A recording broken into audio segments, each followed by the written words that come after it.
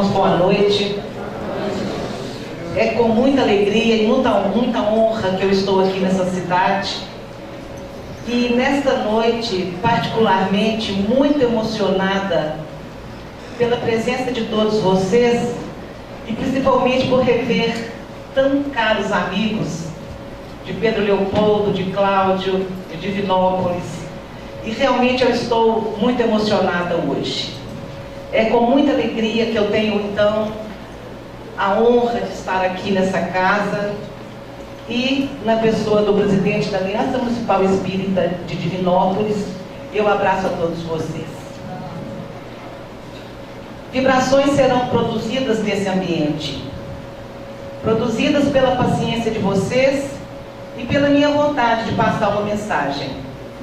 E eu peço que essas vibrações sejam recolhidas pela espiritualidade superior e levada a todos os nossos entes queridos que já partiram, desejando a eles muita paz, muita resignação e muita saúde espiritual. Ao preparar esse tema, quando eu recebi o honroso convite do senhor Antônio de Pádua, querido amigo de outras épocas, lá de Pedro Leopoldo, a gente se conheceu,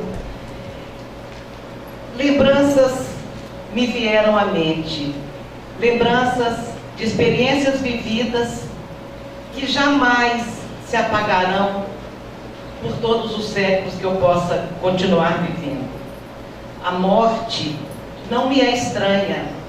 Ela é realmente uma velha conhecida de muito tempo. E em todos os momentos, nos meus momentos de maiores dores, pelas quais a vida me presenteou nessa existência, eu, a todo instante, naquele intenso sofrimento, eu agradecia de coração as bênçãos de ter podido renascer num lar espírita, as bênçãos de ter podido conviver com Chico Xavier, as bênçãos de ter podido estudar a doutrina espírita tão consoladora, porque eu recebi de Chico Xavier, dos meus pais, de Jesus e de Kardec, tudo o que eu precisava para passar o que eu tinha passado. E que muitos de vocês também já passaram. Eu pediria ao Sérgio que acendesse para mim o visor aqui. Assim, nós costumamos simbolizar a morte.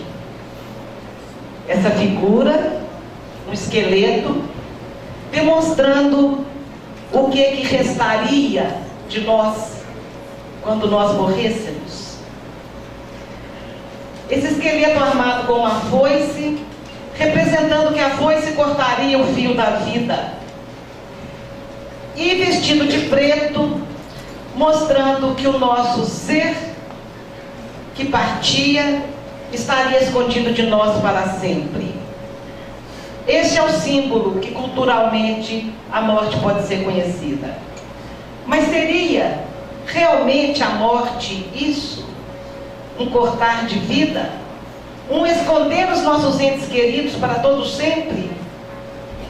Seria isso? Será que de nós só sobraria um esqueleto, mesmo assim só por algum tempo? Para muitos materialistas, a morte é o fim de tudo. E para a grande maioria de nós, a morte é uma desconhecida. E todo mundo tem medo do desconhecido. Nada é mais assustador para nós do que aquilo que a gente não conhece. Então, os que morrem partem para o desconhecido da separação. Nós ficamos aqui com o infinito da saudade, até que a fé nos reúna a todos no cultivo da esperança. E realmente é essa esperança de reencontro que eu queria passar para vocês. Então, o que vem a ser a morte realmente? É o desligamento do espírito, do corpo, quando este corpo perde a vitalidade, perde a vida, perde o combustível. E esse desligamento ocorre por velhice, por acidentes, por doenças e pelos exageros que muitas vezes nós conduzimos a nossa vida, gastando antes o nosso fluido vital e sendo recolhidos à pátria espiritual tal qual se fôssemos suicidas, embora inconscientes. Uma coisa nós temos certeza: morrer é voltar para casa. Quando meu filhinho se foi em 83, 4 meses após, eu estava conversando com o querido médium Chico Xavier, e ele me disse assim: não se preocupe, o seu filhinho voltou para casa e foi rever os velhos novos amigos. Então, naquele momento, eu refletia sobre aquela frase, imaginando e tomando mais uma vez consciência de que meu filho era uma alma imortal, que meu filho tinha amigos do outro lado e que ele não ia precisar de mim. Então, na verdade, viver e morrer são apenas 2 lados da mesma moeda. Nós encarnamos aqui na Terra, quer dizer, nosso espírito se liga ao corpo físico e a gente começa a nossa vida aqui. E desencarnamos quando cumprimos o tempo que temos para estarmos desempenhando o nosso papel. Isso é doloroso? É tremendamente doloroso. E a gente se pergunta às vezes, por que nós temos que morrer? O objetivo da vida do espírito não é viver aqui na Terra. O objetivo central da vida do espírito, o seu verdadeiro lar, é a pátria espiritual, é o plano espiritual. O seu lar natural e definitivo não é aqui na Terra. Estamos aqui de passagem. E esta passagem de 80, 90 anos é uma simples passagem no contar das esteiras do tempo. Diante da eternidade da nossa alma, é uma simples passagem. Então, na verdade, a nossa vida é lá. E cada encarnação, cada existência, só vai aturar o tempo suficiente para que o Espírito cumpra a tarefa que lhe foi designada. O Evangelho segundo o Espiritismo, a gente está aqui.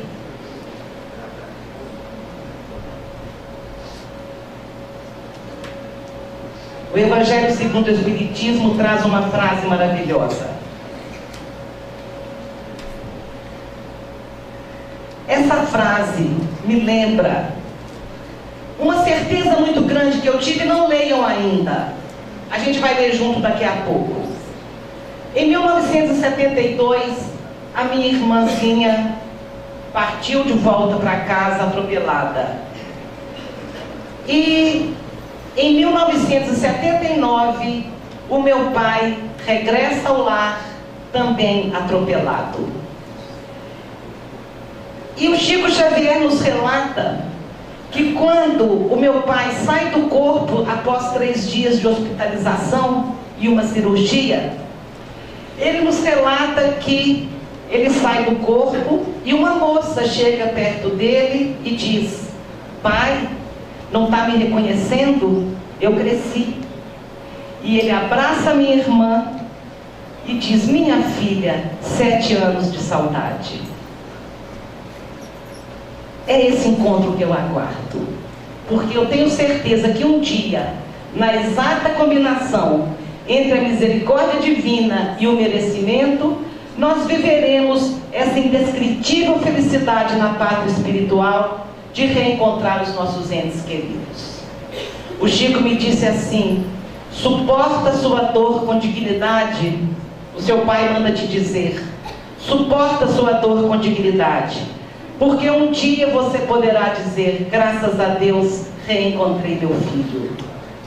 E foi em cima dessa esperança de reencontro que eu senti que eu precisava merecer o reencontro, que eu precisava sair dessa vida melhor do que eu havia chegado. E não estou garantindo para os senhores que melhorei. eu estou dizendo que persisto na luta para ver se consigo melhorar. Quando o Chico me diz que eu deveria sofrer minha dor com dignidade, eu lembrava que eu precisava colocar em prática tudo que eu havia aprendido. No livro Calma, Emmanuel nos explica que uma criança que retorna ao mais além na primeira infância, quase sempre é um coração profundamente dedicado ao nosso progresso espiritual e que apenas regressou ao nosso convívio no lar a fim de acordar-nos para a realidade da alma através da saudade e do amor. Esse é um dos objetivos da morte. Os nossos filhos vêm, a gente os ama e eles partem. E quando eles partem, a gente sente vontade de fazer a busca espiritual, se a gente ainda não fez isso antes. E esta busca é a única coisa que nos sustenta. Eu me lembro estar na cozinha da casa do Chico uma madrugada, após a reunião lá de Uberaba, e o meu marido não tinha muito conhecimento do espiritismo. Ele estava sendo apresentado a doutrina quando a gente buscava o Chico. Antes ele participava de pouca coisa, um culto no lar, uma coisa ou outra, tinha pouco conhecimento. E ele estava muito revoltado e ele chorava, e uma senhora disse assim para ele: foi você que pediu essa dor. E ele dizia: não pedi. E quem conhece Aguinaldo sabe o tanto que ele era peremptório, né? Foi você que pediu essa dor. E ele: não pedi. Foi você devia ter alguma coisa a resgatar do passado. E ele: não pedi. Eu podia queimar no fogo do inferno, que eu não ia pedir a Deus para me levar um filho para que eu crescesse espiritualmente. Mostrando um total desconhecimento das leis que regem a vida, que realmente não é assim. E aí eu fiquei com muita vergonha de Chico, da resposta que ele estava dando. E o Chico percebeu o meu constrangimento e falou assim: Aguinaldo está lembrando, realmente ele não pediu isso. Eu peguei e falei com o Chico: fui eu que pedi? Se fui eu, não conta para ele, né? Fui eu que pedi? Chico disse: não, minha filha. Quem pediu? Chico falou: o filhinho. O filhinho é o verdadeiro pai espiritual do Aguinaldo. E ele tinha que completar uma existência de apenas 3 anos. E ele pediu para vir com vocês para realmente despertá-lo para outros valores.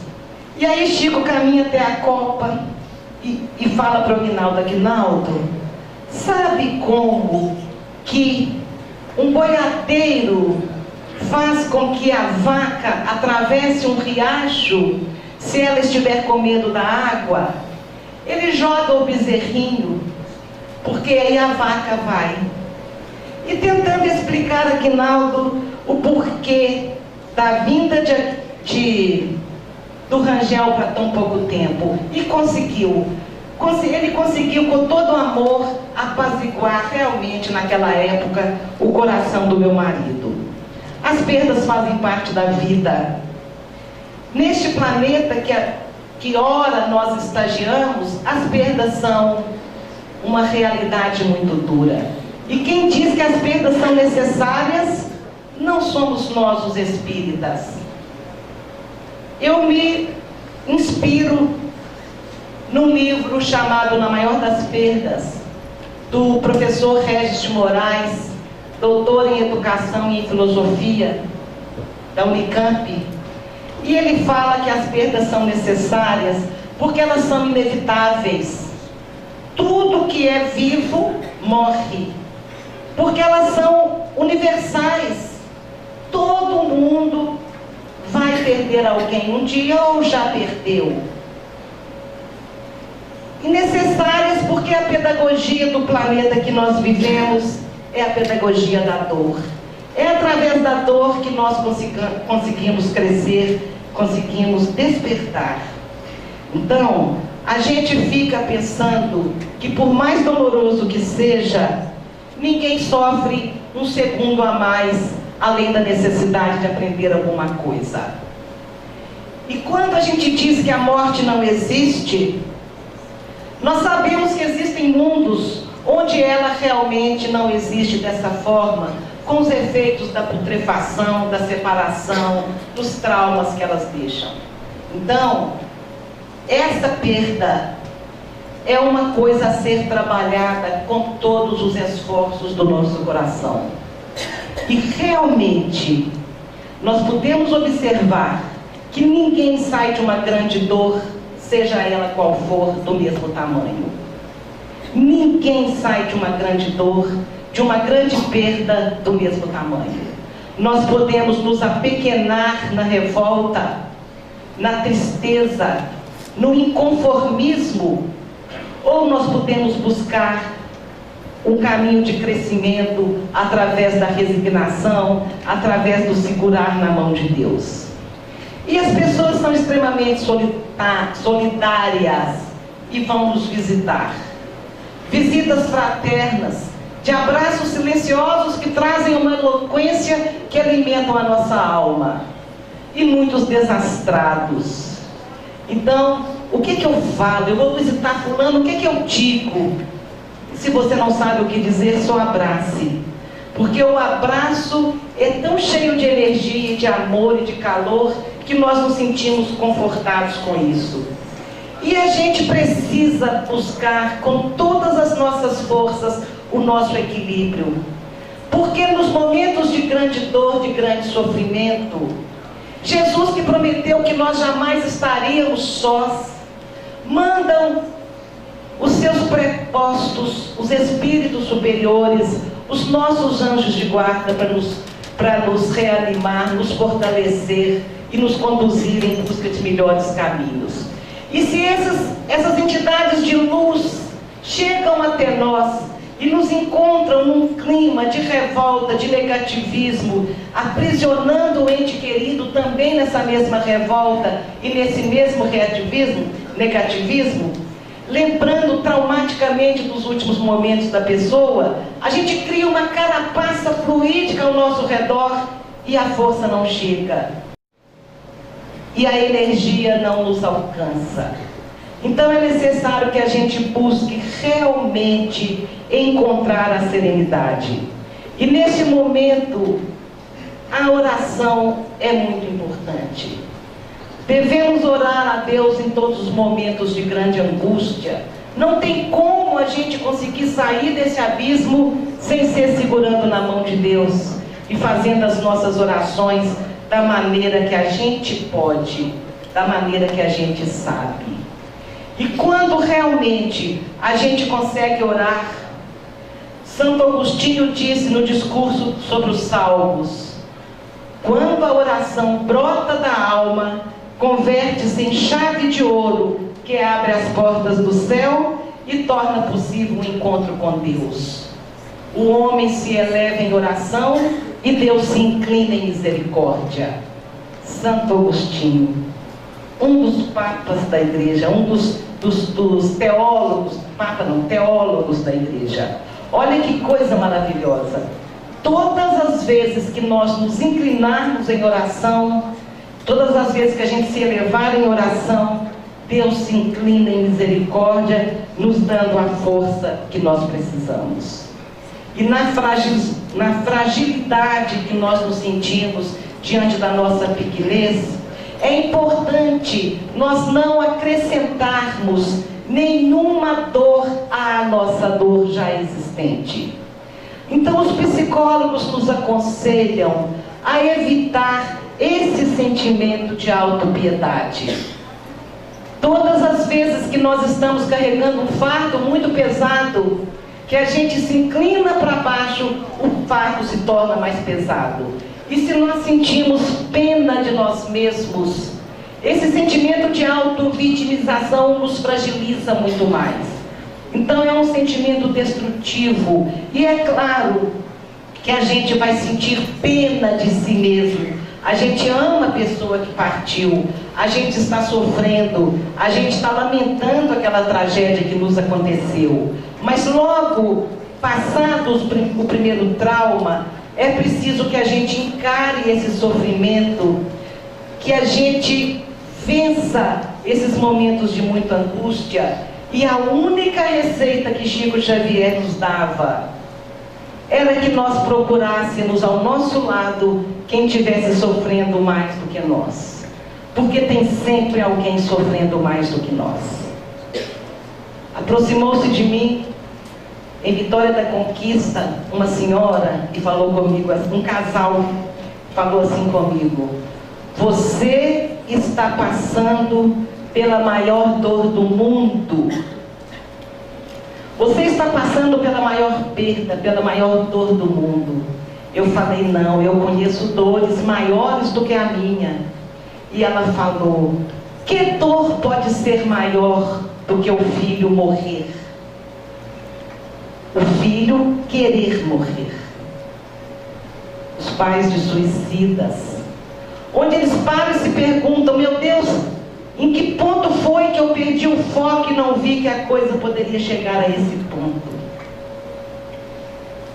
Sofre mais do que eu uma promotora que se aproximou de mim um dia e disse: Zélia, a minha dor é maior do que a sua. E eu fiquei pensando, o que poderia estar acontecendo com ela, para ela pensar que a dor dela era maior. Dor não se mede, não é? A que está doendo na gente é a maior que está doendo na gente, ela é enorme. Mas o Chico Xavier havia nos dito que nós que estivermos com a perna amputada, não temos direito de menosprezar a dor daqueles que estão com a unha encravada. Porque a unha encravada é que está doendo na pessoa. Então, partindo desse ponto da unha encravada, eu disse: o que está acontecendo com você? Ela disse: você sabe onde está o seu filho, mas eu não sei onde está a minha filha, que é drogadita, não recebe mais a minha mesada porque não quer me dar satisfação para onde anda. Tem 3 meses que ela não aparece em casa e eu não sei se ela se prostitui ou se ela trafica para alimentar o vício. E eu pensei, realmente a dor dela era muito maior do que a minha. Então, no momento que a gente se abre para essa percepção, nós perdemos esse sentimento de autopiedade tão destrutivo. E ninguém precisa perguntar a Deus: por quê? Por que o meu filho se foi? Por que a minha mãe se foi tão jovem? Por quê? É uma questão de paciência apenas. Um porquê existe. Um porquê existe. E um dia a gente vai tomar consciência e realidade de o porquê aconteceu. Então nós não devemos sondar os desígnios de Deus por enquanto inalcançáveis para o nosso entendimento. Mas basta termos a certeza de que Deus continua tomando conta de todos e de cada um. E que nada acontece sem que Ele permita que isso aconteça. Então, se nós pudermos evitar o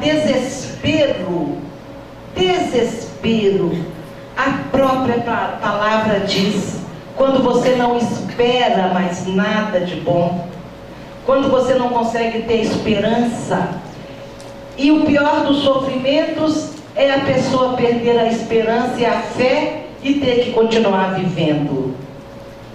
Esse é o pior sentimento. O Chico Buarque traduziu muito bem essa dor nossa. Uma manhã de domingo, eu liguei um rádio assim, enquanto eu lavava a louça de café, e começou a tocar uma música que chama Metade. Um poema que chama Metade. E eu ouvi aquilo e falei: meu Deus, como poeta consegue expressar com palavras uma dor que está aqui dentro de mim, e ele está falando isso com toda clareza. Como que ele consegue? E depois eu pus isso numa entrevista, e ele viu, e alguém me contou que ele havia perdido um filho de 9 anos. Então ele sabia do que ele estava falando, quando ele disse que saudade é o contrário de um parto, que saudade é arrumar o quarto do filho que já morreu. E realmente é verdade. Só que com o tempo nós conseguimos olhar para trás e de 83, o que eu guardo hoje é uma doce saudade do meu filhinho. A alegria de saber que ele existiu. Um dia Chico me disse: o seu filhinho é um espírito que está hoje muito satisfeito por você ter aceitado a dar a ele um corpo, mesmo que ele vivesse com esse corpo que ele fosse viver com esse corpo durante tão pouco tempo. Hoje ele está agradecido. Ele deixou na carne, no cérebro do corpo físico, uma doença que ele trazia na alma, no cérebro do espírito. E é uma questão de lei de causa e efeito que a gente não vai aprofundar agora. Então, quando nós entendemos que está tudo certo, que Deus está cuidando de nós, nós conseguimos encontrar a serenidade e a paz no trabalho na seara do Mestre. E é uma coisa tão extraordinária, é uma coisa tão incrível, porque nós também perdemos esse sentimento de culpa. Todas as vezes que alguém se vai, o que fica pergunta: ah, ele se foi, uma moça me procurou, eu sou culpada da morte de papai, porque ele não queria operar o câncer da próstata, e ele teve uma infecção e morreu daquilo. Então eu me sinto culpada, nada tira de mim essa culpa. Ela disse: o médico disse que ele tinha pouquíssimo tempo de vida se ele não operasse. E como meu pai sempre me ouviu muito, os meus irmãos e a minha mãe disseram: fale com ele para operar. E eu falei, e eu o convenci, e da cirurgia ele não saiu do hospital. Eu sou a culpada. E era tão claro de fora ver a situação, porque se ela não tivesse convencido o pai dela a operar, e o pai dela teria partido da mesma forma, sem a operação, ela está se culpando do contrário, não é verdade? Ela está dizendo: tá vendo, se eu tivesse convencido o papai a operar, ele estaria aqui agora com a gente. Então a gente sempre pensa isso: ah, eu poderia ter evitado. Como somos prepotentes, como somos prepotentes. E Deus não deixa nos nossos ombros tão frágeis a resolução de salvar ou deixar de salvar a vida de alguém. A medicina, com todo respeito pelo meu querido amigo Dr. Francisco, a medicina não tem o dom de salvar quem está predestinado a partir. E não tem o dom de deixar morrer, como morremos nas portas dos hospitais públicos, às vezes sem atendimento médico. A medicina não tem o dom de deixar morrer quem tem que ficar. Então nós temos certeza que Deus está regendo tudo e todos, em todos os momentos. Somos filhos dele antes de sermos. Os nossos filhos são filhos de Deus antes de ser nossos filhos. Então, diante de tudo isso, e para não cansar muito os senhores, o que eu posso dizer é que se o Espiritismo é o Cristo Consolador que Jesus nos prometeu, Chico Xavier, ao psicografar as cartas dos nossos filhos para nós, era a expressão máxima desse consolo.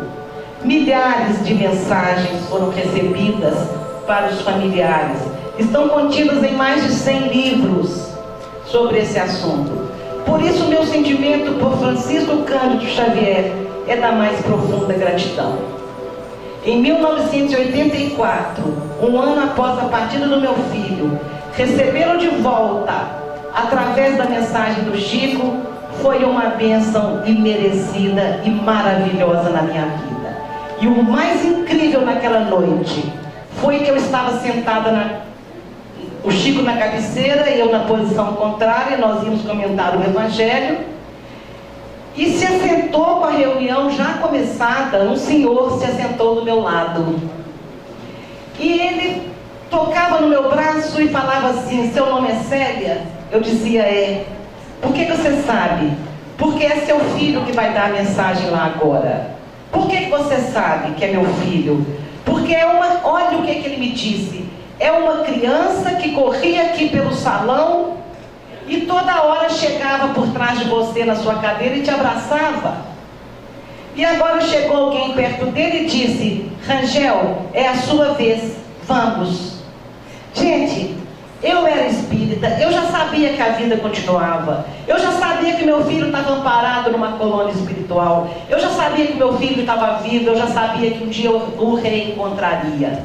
Mas um ano após saber que o meu filho estava correndo pelo salão, fazendo bagunça, como uma criança qualquer, era sinal que ele estava perfeitamente saudável e adaptado à nova vida. Era sinal que ele estava tão amparado que ele não sentia a minha falta.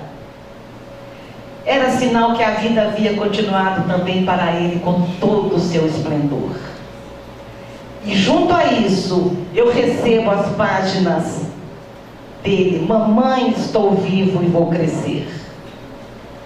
E ali, tenho certeza absoluta de que nenhuma informação me foi pedida e nenhuma informação foi passada a ninguém de Uberaba.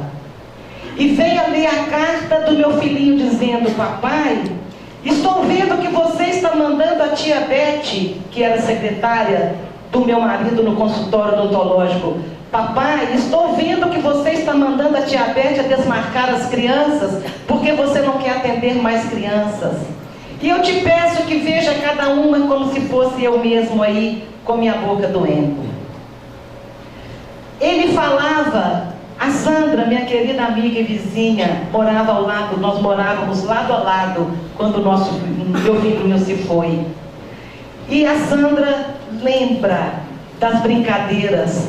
E quando que Chico podia imaginar que ao lado da minha casa existia alguém chamado Sérgio e Sandra, queridos amigos citados na mensagem. Ele cita o seu nome também, Sandra, ou só o Sérgio? Só o Sérgio, né? Mas era impressionante tantos os detalhes. O meu filho mais velho, com 6 anos, era um menino Caxias, estudioso, primeiro da classe, e valorizava muito o estudo. Era mais ou menos igual Wagner, né, Chiquinho? Mais ou menos igual Wagner. E o Rangel diz: já sei ler e escrever, e o Aguinaldinho vai ficar feliz de saber disso. Olha os detalhes. E os detalhes de cima e embaixo. E foi realmente extremamente consolador. E o Chico dizia que a gente deveria olhar ao redor e ver se tinha alguém sofrendo, para que a gente pudesse fazer alguma coisa. Então as cartas, mensagens, tiraram os joelhos de milhares de mães dos túmulos, do vazio dos cemitérios, e conduziam essas pessoas aos campos de dores da infância desvalida e da velhice desamparada. Centenas de instituições beneficentes pelo Brasil todo surgiram por conta dessa disposição, onde o nome de Jesus era louvado pelas pessoas que recebiam o que necessitavam, mas muito mais louvado por aqueles que estavam aprendendo a superar a dor, superando a si próprio em busca de um crescimento maior. Num claro entendimento da mensagem de Jesus, que dizia: buscai o reino de Deus, que todo o resto lhe será dado por acréscimo de misericórdia. E essa palavra ainda vale até hoje. Em todos os momentos da nossa vida, busquemos os filhos, busquemos o reino de Deus, porque todo o resto se ajeita e se resolve. E a gente tem certeza absoluta que Jesus estava certo, que os seguidores mais íntimos de Jesus estavam certos e que nós podemos seguir em frente nesse mesmo caminhar. Mais tarde, o filme As Mães de Chico Xavier me convidam para emprestar a minha dor para eles. E eu faço isso com todo carinho. E eles queriam escolheram a minha história porque era uma criança em tenra idade psicografando uma mensagem e porque eles queriam mostrar a diferença de sofrimento, de atitude, de conduta de uma mãe espírita, que era no caso a Vanessa Gerbelli, para uma mãe mais materialista, como era o caso do papel da Via Negromonte. Eu estou falando esses nomes, são as atrizes que fizeram as mães do Chico Xavier, e quem não viu o filme já está nas locadoras, e no próximo mês já vai ter os DVDs. Então elas trabalharam com todo carinho neste mistério. E quando eu assisti o filme a primeira vez, ainda sem a trilha sonora, que a Vanessa Gerbelli balança a cabeça para o médico, igualzinho à minha situação, eu revivi tudo aquilo e percebi o carinho e o respeito que ela tinha usado no seu talento para representar a minha dor. E eu encontrei com ela e disse: como que você conseguiu me mostrar o que eu já sabia, que naquele momento era como se o mundo tivesse desmoronado sobre a minha cabeça. Como que você conseguiu isso? Ela falou: eu chorei muito para conseguir treinar, para conseguir fazer isso, mas eu consegui fazer isso porque eu tenho um filho da idade do seu. Então ela conseguiu a empatia, né? Ela conseguiu se colocar no meu lugar, realmente se colocar no meu lugar. No Réveillon de 1984, 4 meses após a partida do meu filho, eu fui encontrar Chico Xavier no asilo, né? Ele passava os Réveillons lá no asilo. E quando eu consegui chegar perto do Chico, eu havia me perdido da minha mãe, e eu não conseguia entrar junto com ela. Então, quando eu consegui chegar perto do Chico, esse é o meu filhinho, olha lá, Sandra. Quando eu consegui chegar perto do Chico, eu já faltava 3 minutos para meia-noite e meus nervos estavam em frangalho. E eu não conseguia falar, eu estava chorando. E eu abaixei na frente do Chico, ele estava sentado numa poltrona bege. Eu abaixei na frente do Chico e coloquei os 2 cotovelos no joelho dele, abaixei a cabeça e chorei. Sem falar nada. Naquele momento, eu senti um bem-estar enorme. Era como se a minha garganta não apertasse mais, era como se a mão de ferro que apertava o meu coração já não estava mais ali. E a gente era tão jovem, tão inexperiente na dor, a gente estava realmente sofrendo muito. E de repente eu sinto aquele banho de paz. E eu penso assim: agora que eu compreendo por que as pessoas chegavam perto do Chico chorando. Porque quando elas chegam na aura dele, elas começam a sentir esse banho de amor e luz e se emocionam com bem-estar.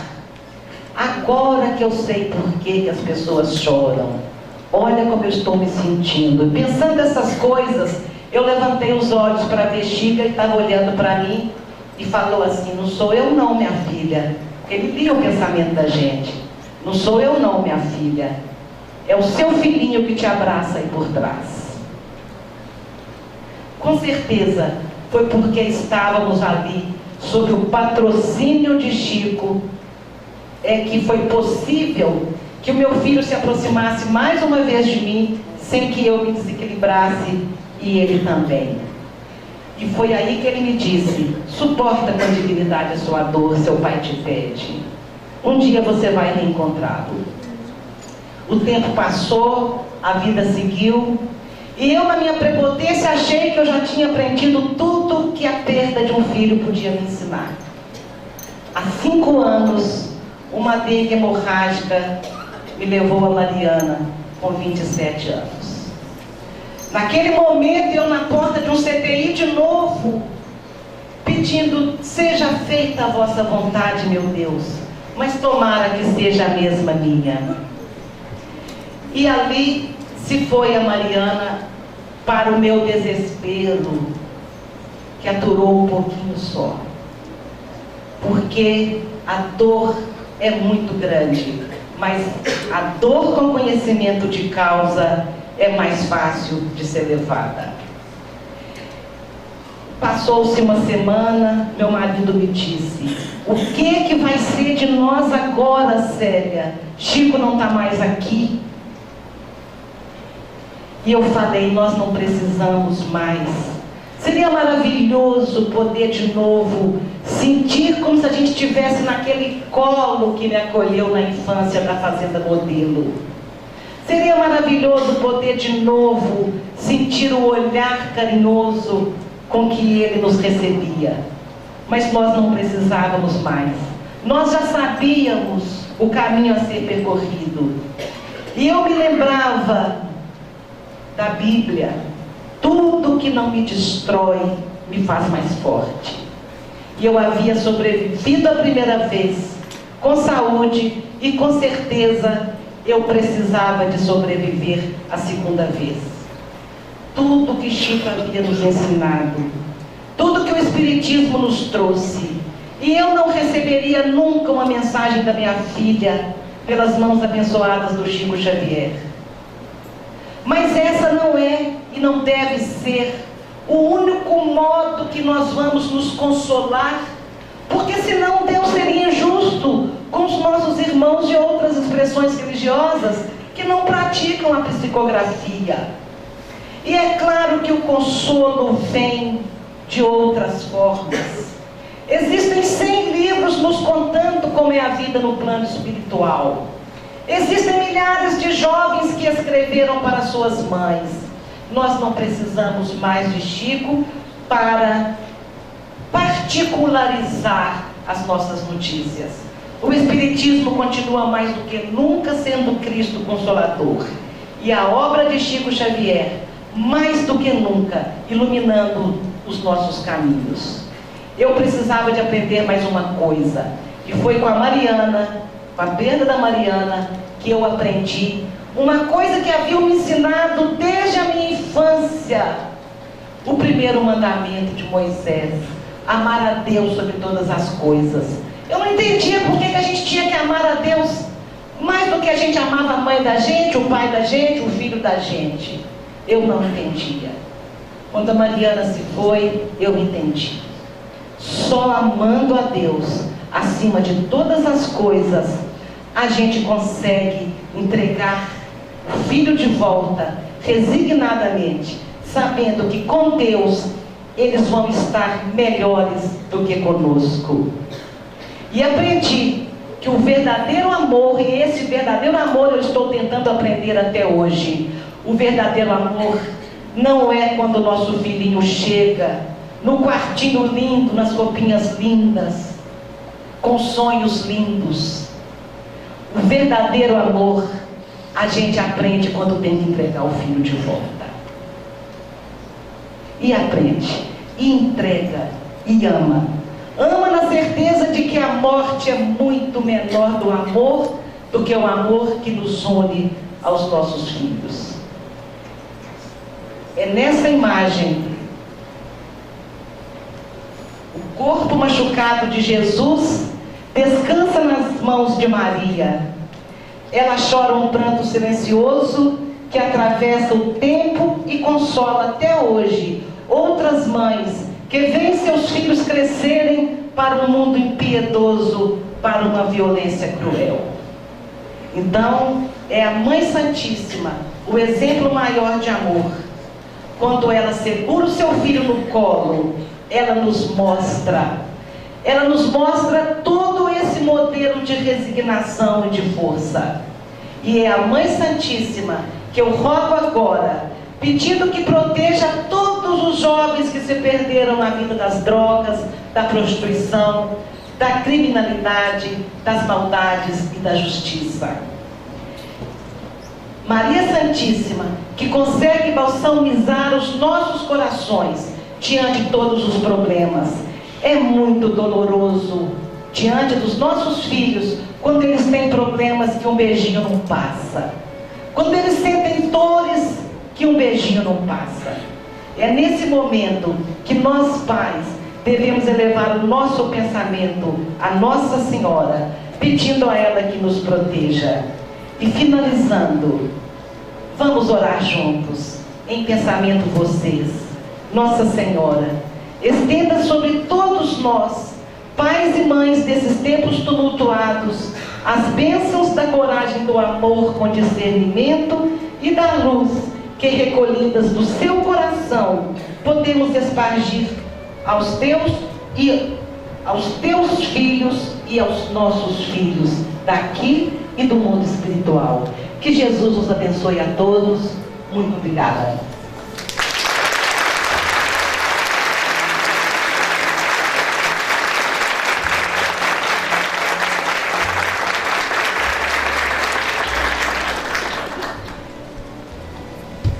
Claro que é nós que agradecemos a você. Agora eu queria brindar a alguns de vocês que estão aqui. Eu usei um critério da seguinte forma: quem é o número 1? Número 1? Então fica aqui, por favor. Atrás da Laurinha, depois ela vai entregar. Número 7, porque é o dia que nasceu Thomas Linder. Quem é? Número 7. Número 20 é do dia de hoje. 20. Muito bem. Número 50, que é o dia do Erasto. 50, quem é? 50, por favor. 59. 87. 87. 87 é o dia da minha mãe, que nasceu no dia do Chico Xavier. Agora, números que a plateia me passou ali. 126. Por favor. 201.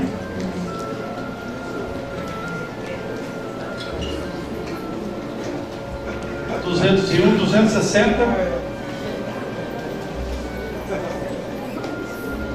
260. 213. E o último da previsão nossa, que era o 300. Aqueles que chegaram mais tarde que aqui.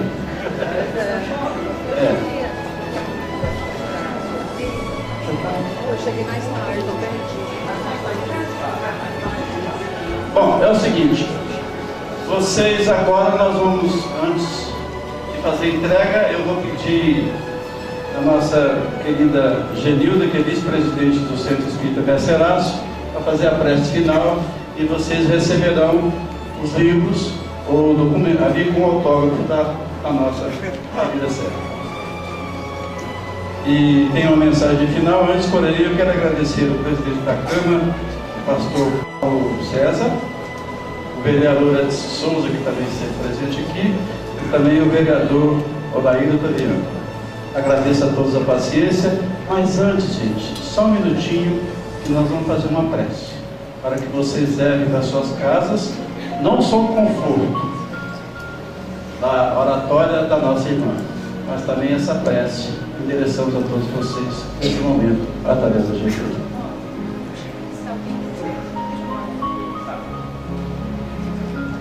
Gente, a editora mandou o livro sobre o filme, e o filme engloba assunto de droga, suicídio, violência. E os maiores especialistas da doutrina espírita estão falando sobre esses temas aqui, além das mensagens dos nossos filhos e tal. Então está um material muito bonito. Se alguém quiser adquirir, tem alguém lá fora, lá da editora, para atender vocês, tá bem? Senhor, ilumina os meus esplendores de tua luz, com tudo certo. Fala as minhas eloquências do teu verbo, e no entanto sou. Ó estranha contradição, tu bem perto de mim, e eu tão longe de ti. Desvela-me, Senhor, os olhos cegos de orgulho, e sensibiliza-me o coração duro de maldade, para que eu descubra tua divina presença na intimidade de Deus. Que assim seja. Definitivamente eu agradeço a todos, e nossos amigos podem ficar aí, que a Célia vai entregar Prince, um autógrafo.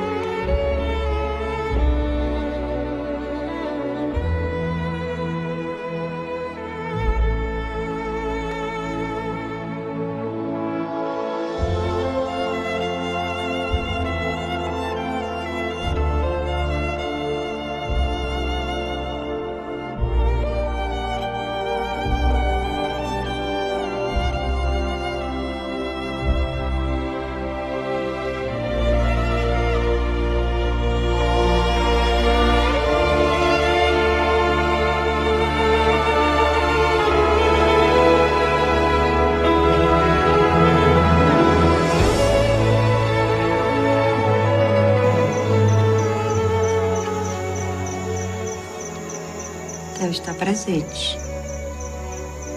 Você consegue vê-lo?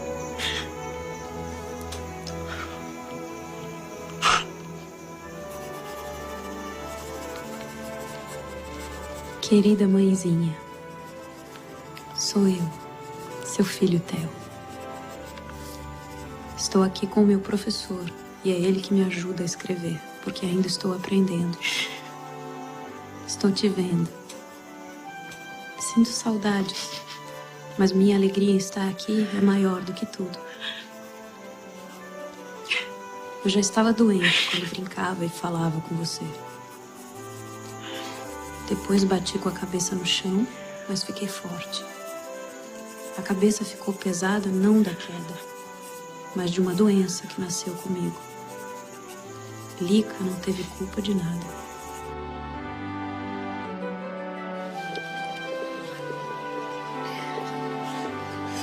Vai, Theo, vai! Vai, artilheiro! Golaço do Theo!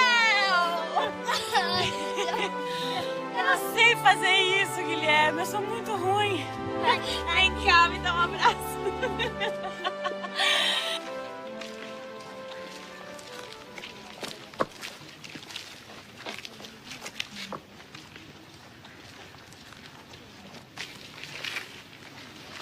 Vai, minha filha, vai.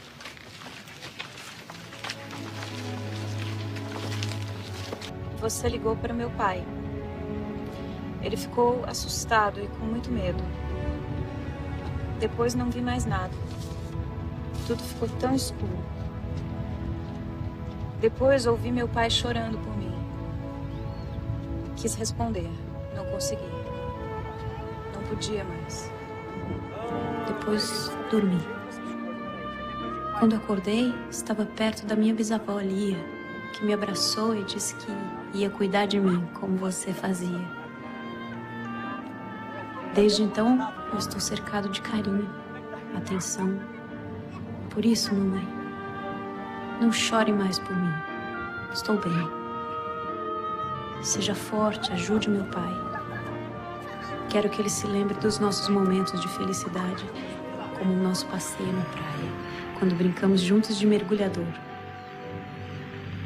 Nada apaga a eternidade desses momentos felizes, papai.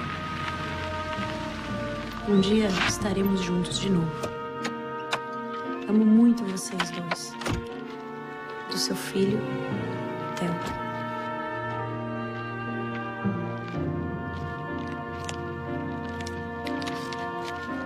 Como é que pode isso, Elisa? Como é que ele sabia de tudo isso?